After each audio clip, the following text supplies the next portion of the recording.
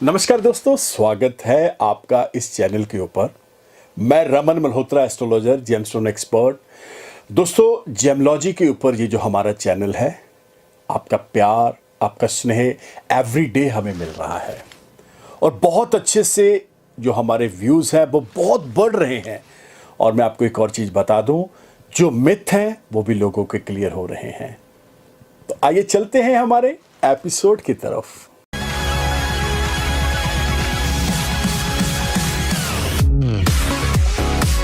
दोस्तों, ये जो एपिसोड आप देख रहे हैं, ये हमारे कुछ एपिसोड ऐसे आने वाले हैं जो राजयोगों के ऊपर है।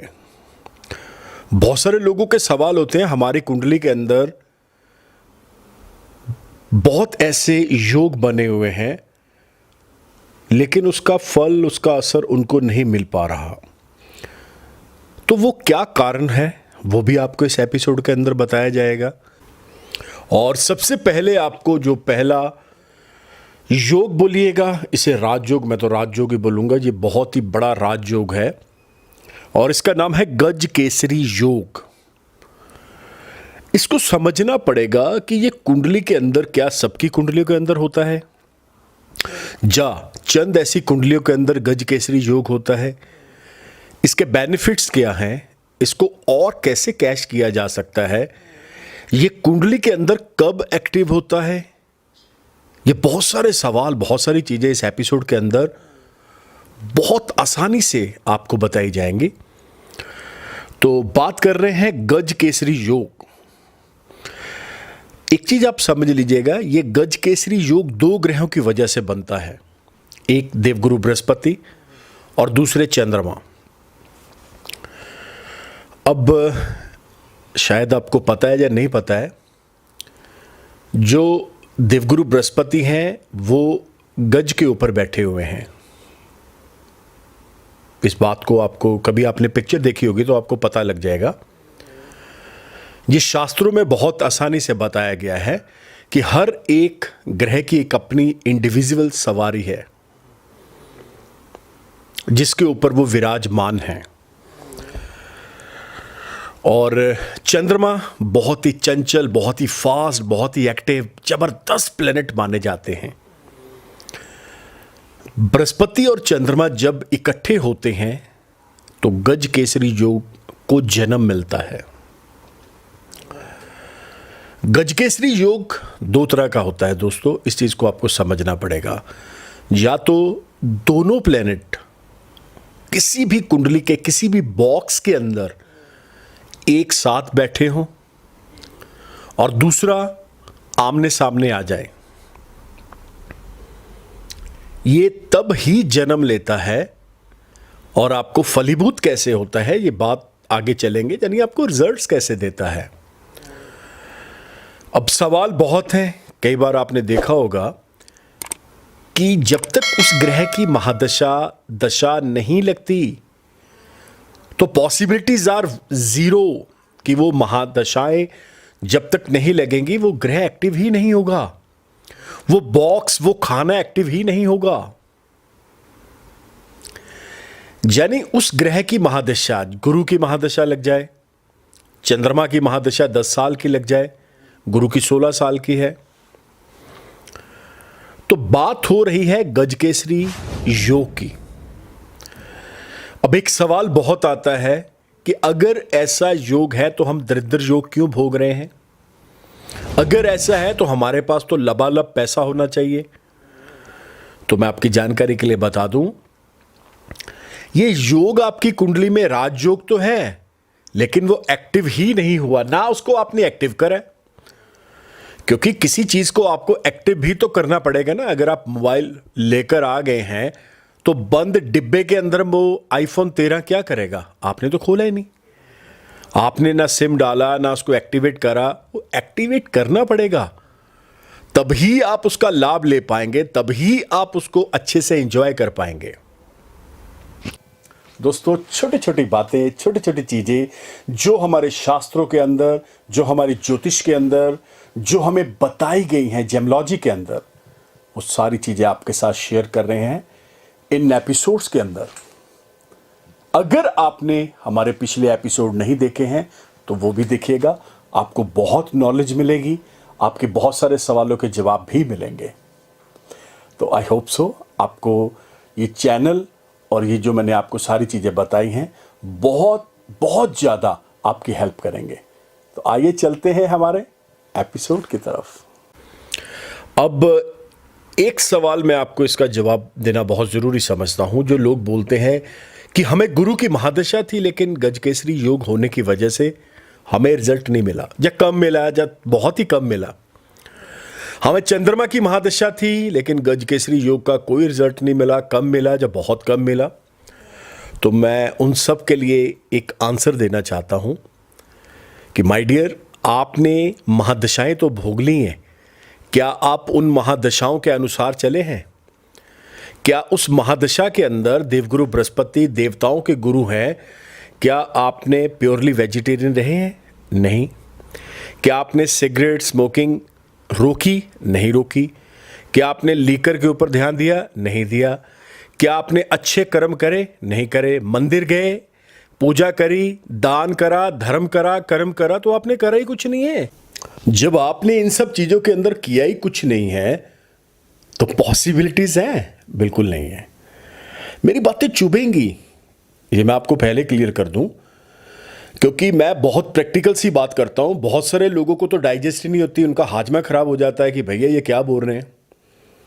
अब चंद्रमा की तरफ चलते हैं, बड़ा चंचल प्लेनेट है चंद्रमा। जस्ट लाइक भगवान शंकर के सर के ऊपर अर्ध चंद्रमौलेश्वर है, यानी अर्ध चंद्रमा है। भगवान शंकर को एक नाम दिया गया, अर्ध चंद्रमौलेश्वर।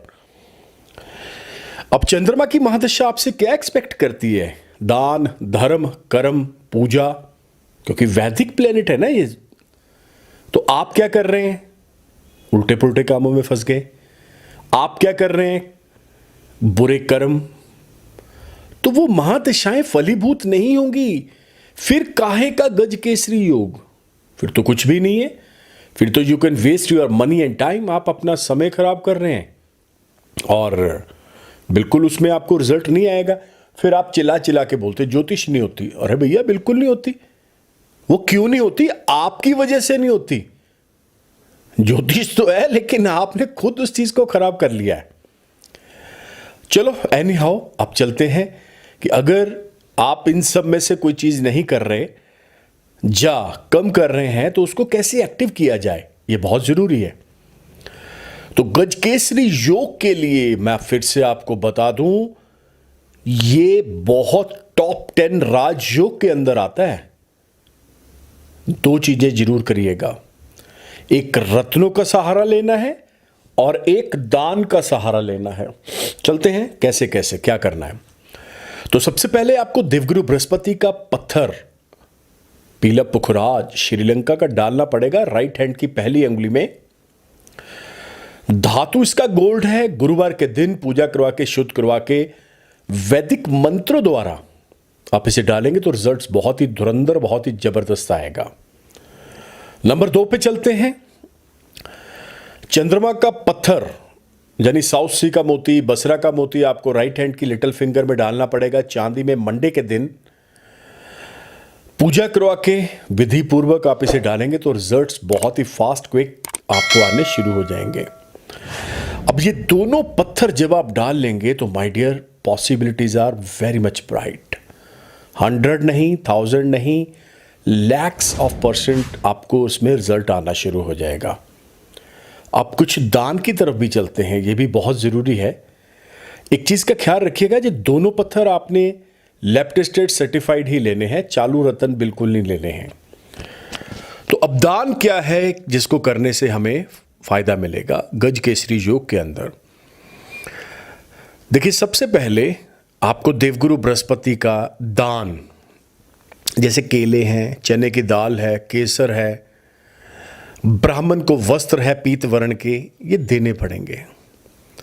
अब दूसरी चीज, अगर आप ये करने में सक्षम नहीं है या आप उस शहर में, उस देश में बैठे हैं यहाँ पे ये पॉसिबिलिटीज ही नहीं है, तो फिर दूसरी चीज बता रहा हूँ, ये जरूर करिएगा, केसर वाला दूध पीना शुरू कर दें। ये तो आई थिंक सो बहुत नॉर्मल होगा, जैसे सैफरन बोलते हैं। वंस ए वीक, गुरुवार के दिन नहीं तो संडे के दिन आप थोड़ा सा केसर दूध में डाल के उसको पीना शुरू कर दें, रिजल्ट आएगा ही आएगा। अब मैंने दूध बोला है, दूध यानी चंद्रमा, केसर यानी बृहस्पति, गजकेसरी योग। तो दोस्तों आपको अपना राजयोग को एक्टिव करना पड़ेगा। एक दूसरे की तरफ अपनी अंगुलियां ना घुमाएं कि पहले वो। आप छोड़ दें इन सब बातों को, उठिए, जुड़िए। ज्योतिष अपने आप में बहुत बड़ा साइंस है, ये समुंदर है। इसके चंद कतरे, चंद बूंदें अगर हमें अमृत के समान मिल जाए तो दुनिया में कोई ऐसी ताकत नहीं है जो हमें आगे बढ़ने से रोक पाए। दुनिया में कोई ऐसी ताकत नहीं है जो हमें हमारे जिस चीज को हम पा लेना चाहते हैं, अपने गोल तक पहुंचने से रोक पाए। लेकिन दो बातों का ख्याल रखना पड़ेगा आपको। उस महादशा के अंदर उस तरह का आपको बनना पड़ेगा, दान के साथ जुड़ना पड़ेगा, धर्म के साथ जुड़ना पड़ेगा। और दूसरी बात, रतन lab tested, certified, original, no compromise, ये पत्थर आपको लेने पड़ेंगे।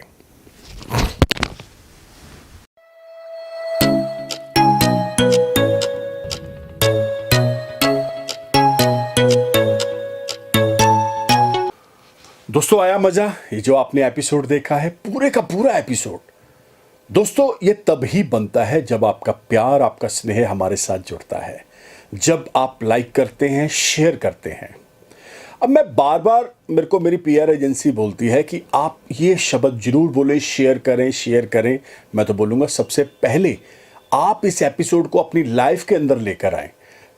आपका अपना पर्सनल एक्सपीरियंस क्या बोल रहा है, जब आपको उसमें फायदा मिलेगा रत्नों के अंदर, जेमलॉजी के अंदर, तब आप इसे जरूर शेयर करिएगा। मैं तो हमेशा यही बोलता हूं। तो दोस्तों रत्न आपकी जिंदगी चेंज करते हैं। जेमलॉजी अपने आप में एक बहुत बड़ा समंदर है। अगर आप इसको समझना चाहते हैं, या आपको लग रहा है कि आप अपनी कुंडली का विश्लेषण मेरे से करवाना चाहते हैं, तो आपको करना क्या पड़ेगा? ये जो नंबर देख रहे हैं 9876726492, one of the best number for you and your family members.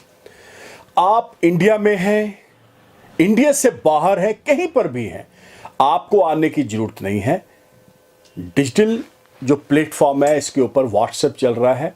आप अपना नाम, डेट ऑफ बर्थ, टाइम हमें सेंड करें व्हाट्सएप के ऊपर। हमारे ऑफिस से आपको प्रोसीजर आएगा, उस प्रोसीजर को फॉलो करिए। टेलीफोनिक अपॉइंटमेंट लीजिए ताकि आप अपने घर बैठे हर चीज को जान पाएं। बहुत अच्छे से, बहुत क्लैरिटी के साथ मैं बताऊंगा आपको, मेरी बात होगी आपसे। दोस्तों एक चीज और, अगर आप हमारे साथ जुड़ना चाहते हैं तो आपको करना क्या पड़ेगा? अभी के अभी YouTube channel, Twitter, Insta, Facebook, all FM, all TV channels के ऊपर आप मुझे फॉलो कर सकते हैं by the name of Raman Malhotra. आपको सिर्फ रमन मल्होत्रा लिखना है और सारे सर्च इंजन्स आपके सामने आ जाएंगे। तो इसी उम्मीद के साथ मिलते हैं बहुत जल्द। तब तक के लिए नमस्कार, धन्यवाद, have a nice day. Raman ji से मिलने के लिए अब आपको कहीं भी जाने की आवश्यकता नहीं है। सिर्फ उनके फोन नंबर 9876726492 पर अपॉइंटमेंट बुक करवा सकते हैं और डायरेक्ट उनसे बात करके अपनी समस्या का समाधान पा सकते हैं। अभी फोन मिलाएं और अपनी अपॉइंटमेंट बुक करवाएं।